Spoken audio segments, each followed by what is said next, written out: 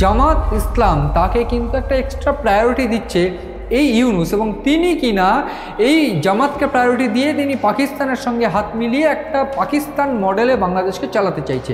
হাসিনা কি এইবার ফিরতে চলেছে বাংলাদেশে?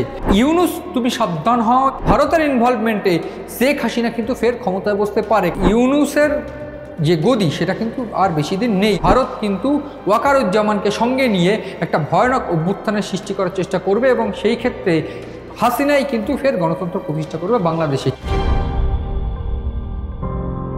সিএন ডিজিটাল আপনাদের স্বাগত। আপনারা দেখছেন ইনসাইট, আর আমি আপনাদের সঙ্গে রয়েছি মণি ভট্টাচার্য।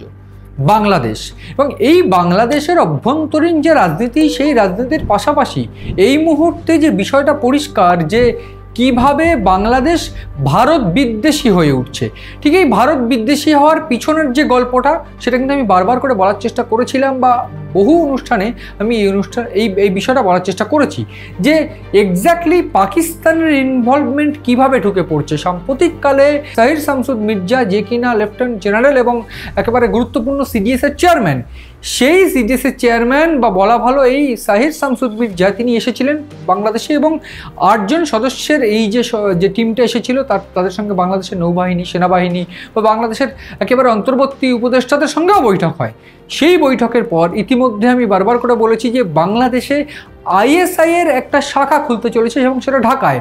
সেখানে কারা থাকবে? ব্রিগেডিয়ার থাকবে, কর্নেল থাকবে, মেজর জেনারেলরা থাকবে, এবং সেইখানে কি প্ল্যানিং হবে, একেবারে জঙ্গি শিক্ষা বা জঙ্গিদের শেখানো হবে, কিভাবে জঙ্গি পালন করছে বা পোষণ করবে বা কীভাবে ট্রেনিং হবে, সেই সবগুলো কিন্তু সেগুলো শেখানো হবে। এই একটা অভিযোগ কিন্তু বারবার করে উঠে আসছিল।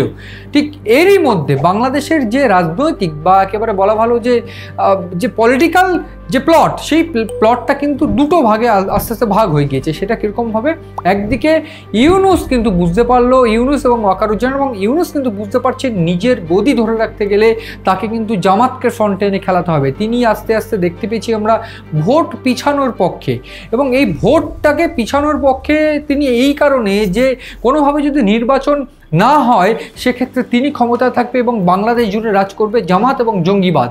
ঠিক এই কারণের জন্যই কি কোথাও গিয়ে যে খবর সাম্প্রতিককালে উঠছিল যে জামাত ইসলাম তাকে কিন্তু একটা এক্সট্রা প্রায়োরিটি দিচ্ছে এই ইউনুস, এবং তিনি কিনা এই জামাতকে প্রায়োরিটি দিয়ে তিনি পাকিস্তানের সঙ্গে হাত মিলিয়ে একটা পাকিস্তান মডেলে বাংলাদেশকে চালাতে চাইছে। এই একটা প্রশ্ন, এই একটা অভিযোগ কিন্তু সাম্প্রতিককালে ছিল। কিন্তু আজকে যে বিষয়টা একেবারে বাংলাদেশ জুড়ে ঘটেছে, সেই বিষয়টা আমি তো বলার চেষ্টা করব যে বাংলাদেশে কিন্তু ইতিমধ্যেই যে চিত্রটা প্রকাশ্যে আসছে যে বাংলাদেশে জামাত ইসলাম সহ আরও 8টি রাজনৈতিক দল তারা কমিশনের কাছে গেছে, নির্বাচন কমিশন, এবং তারা একেবারে বৈঠক করছে। তারা নভেম্বরের মধ্যেই তারা দাবি করছে যে নির্বাচন করতে হবে, যেটা বাংলাদেশে এই মুহূর্তে একেবারে অসম্ভব। যদিও বাংলাদেশের নির্বাচনের যে তারিখ সেটা কিন্তু ফেব্রুয়ারি মাসে এক প্রকার একেবারে ঘোষিত ছিল যে ফেব্রুয়ারিতে নির্বাচন হবে।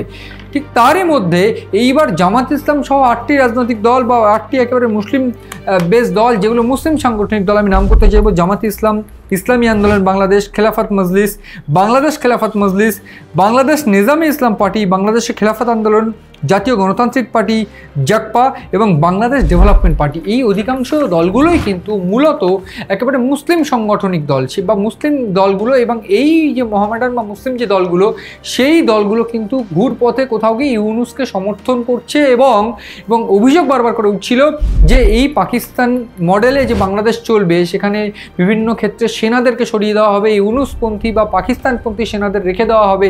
আমরা সেই জন্য সাম্প্রতিককালে দেখেছি 15 জন সেনাকে গ্রেফতার করা হয়েছে, এবং শেষ পর্যন্ত ওয়াকারুজ্জামানও এই জালে ফেসে যাবেন কিনা তা নিয়েও অভিযোগ রয়েছে। ঠিক এই প্লট যখন বাংলাদেশে তৈরি হয়ে গিয়েছে, তার পাশাপাশি যে প্লটটা আমি বলছিলাম, হাসিনা কি এইবার ফিরতে চলেছে বাংলাদেশে? এবং শুধুমাত্র তাই নয়, হাসিনা চরম যে হুঁশিয়ারি দিতে শুরু করেছে গোটা বাংলাদেশের মানুষদের জন্য বা বাংলাদেশের এই ইউনুসদের জন্য, যারা সরকারের একেবারে রয়েছে, অন্তর্বর্তী সরকার প্রধানের উদ্দেশ্যে, সেটা কিন্তু ভয়াবহ একেবারে। কেন আমি এই কথা বলছি? তার কারণ প্রাথমিকভাবে শেখ হাসিনা সাম্প্রতিককালে বেশ কয়েকটি আন্তর্জাতিক সংবাদ মাধ্যমকে যে সাক্ষাৎকার দিয়েছে, সেখানে পরিষ্কার করে বলছে ইউনুস তুমি সাবধান হও, এবং এই বাংলাদেশের ফের গণতন্ত্র প্রতিষ্ঠা হবে হবে এবং সেইটা শেখ হাসিনাই প্রতিষ্ঠা করবে। এবং ইউনূসের বিরুদ্ধে বেশ কিছু ক্ষেত্রে তিনি অভিযোগ করছেন, দুর্নীতির অভিযোগ, বাংলাদেশকে শেষ করে দেওয়ার অভিযোগ, পাকিস্তান মডেলকে নিয়ে আসার অভিযোগ, বিভিন্ন ক্ষেত্রে আওয়ামী লীগের বেশ কয়েকজন নেতামন্ত্রীকে গ্রেপ্তার করে এবং গোটা আওয়ামী লীগ কিন্তু এক প্রকার ধরাশায়ী করে দেওয়ার চেষ্টা কিন্তু বাংলাদেশে এই ইউনূসপন্থীরা করছে, এই একটা অভিযোগ কিন্তু হয়েছে। আমরা সবাই জানি একেবারে গত বছর অগস্ট মাসে এই যে আন্দোলন বা ছাত্র গণ অভ্যুত্থান, সেই গণ অভ্যুত্থানের পর শেখ হাসিনা ভারতেই আশ্রয় নেয় এবং এরপর তিনি ভারতে আছেন। সেক্ষেত্রে ভারতের বিরুদ্ধেও কিন্তু বারবার করে ইউনূসকে সুর চড়াতে দেখা গিয়েছিল। সেক্ষেত্রে এই শেখ হাসিনা তিনি যে হুঙ্কার এই মুহূর্তে দিচ্ছেন সেটা পরিষ্কার যে এই নির্বাচন যদি করতে হয় সেই নির্বাচন কোনোভাবে আওয়ামী লীগকে বাদ রেখে করা যাবে না। একেবারে বেসিক জায়গা, যদি আওয়ামী লীগকে বাদ রেখে নির্বাচন হয় তবে গণতন্ত্র থাকলো কোথায়? এই একই দিক থেকে কিন্তু শেখ হাসিনার আরও অভিযোগ যে গোটা বাংলাদেশ জুড়ে লক্ষ লক্ষ কোটি কোটি এক প্রকার বলা ভালো যে আওয়ামী লীগ সমর্থক তারা রাস্তায় নেমেছে, আন্দোলন করছে এবং এই আওয়ামী লীগ সমর্থক যারা রয়েছে তারা এই আন্দোলন করছে সেটা শুধুমাত্র হাসিনার জন্য এবং হাসিনাকে ফেরানোর জন্য। এই আন্দোলন বা ফ্ল্যাশ মার্চ, সেই আন্দোলনকে কিন্তু কোনোভাবে ইউনূস দমাতে চাইছে এবং একদিক থেকে এই আওয়ামী লীগকে যখন নির্বাসিত বা ব্যান করেছে, সেই নির্বাসিত কোনো দলের কোনো ফ্ল্যাশ মার্চ বা কোনোভাবে কোনো আন্দোলন মিছিল সেগুলো কোনোভাবে ইউনূস আর নিতে চাইছেন না, কারণ তিনি বুঝতে পারছেন যদি শেখ হাসিনা ইনভলভমেন্ট হয় সেক্ষেত্রে ভয়াবহ পরিস্থিতি হবে। তার পাশাপাশি ইতিমধ্যে যে তথ্য উঠে আসছে যে ইউনূস কিন্তু এই যে হাসিনার হুঙ্কারকে ভয় পেতে চলেছে এবং ভয় পাচ্ছে, তার কারণ একেবারে গতকালকের যে বিষয়টা যদি আমি বলার চেষ্টা করি তবে সেক্ষেত্রে বলবো ইউনূসের প্রেস সচিব শফিকুল আলম তিনি সাম্প্রতিককালে যে হুঁশিয়ারি দিচ্ছেন, তিনি একেবারে প্রেস কনফারেন্স করে বারবার করে বলছেন যে এই ইউনূস তিনি কিন্তু একটা বার্তা পাঠিয়েছেন। সেই বার্তাটা কি, যে বাংলাদেশে কিন্তু নির্বাচন একেবারে সঠিকভাবে হতে হবে এবং সেই নির্বাচন সঠিকভাবে করতে গেলে একটা বড় অংশের একটা বাধা আসতে পারে, সেটা কিন্তু দেশের বাইরের বাধাও হতে পারে এবং সেই দেশের বাইরের বাধা যে কে হতে পারে সেটা কিন্তু আর কোনোভাবেই বলার অবকাশ রাখে না। কারণ যে একেবারে জিওপলিটিক্যাল কন্ডিশন,